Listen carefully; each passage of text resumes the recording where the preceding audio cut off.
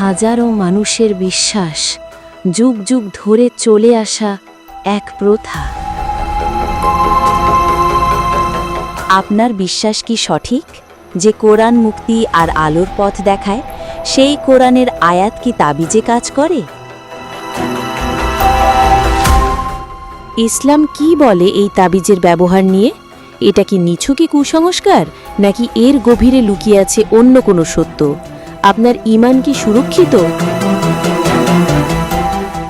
অনেক প্রশ্ন, যার উত্তর আপনার জানা প্রয়োজন। সম্পূর্ণ এবং নির্ভুল উত্তর জানতে 11ই আগস্ট সন্ধ্যা 6টায় দেখুন আলোর দিশারি চ্যানেলে। সাবস্ক্রাইব করুন আলোর দিশারি।